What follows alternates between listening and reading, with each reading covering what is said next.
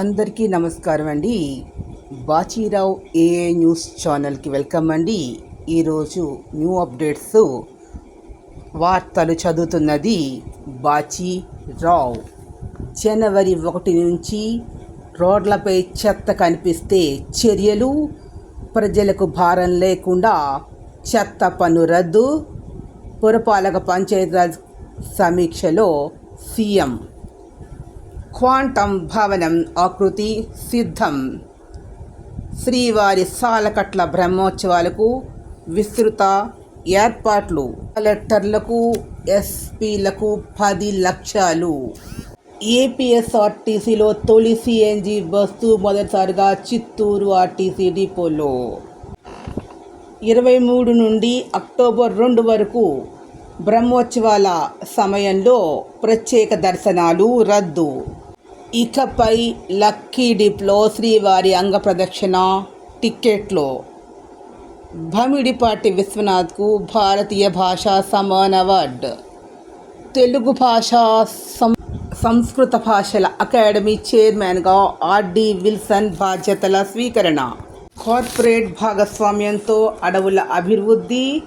మార్చి నాటికి 15,995 ODF+ గ్రామాలు.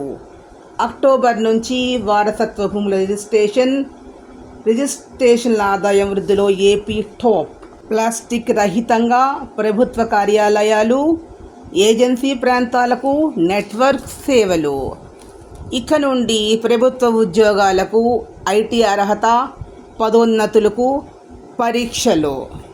National school of drama Telugu నాటక పరిషత్తుల సమ్మేళనం వేదిక ఆధ్వర్యంలో గుంటూరులో వచ్చే ఏడాది ఫిబ్రవరి 6 నుంచి 10 వరకు 25వ భారత్ రంగ్ మహోత్సవ్ 2026 నిర్వహించనున్నారు. పోకో M7 కొత్త రకం 5G ఫోన్లు. లింక్డ్ఇన్ జాబితాలో ISBకి 5వ స్థానం. బిగుసర్ ప్రత్యేకం శాకాహార విద్యాలయం. ఉత్తరాదిలో మళ్ళీ వరద బీభత్సం. ఉధృతంగా ప్రవహిస్తున్న నదులు.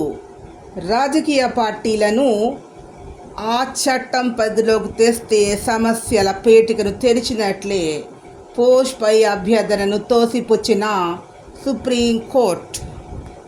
20 ఏళ్ల కనీస సర్వీసుతో వీఆర్ఎస్ తీసుకున్న దామాషా పద్ధతిలో చెల్లింపు నిబంధనలను సవరించిన కేంద్రం.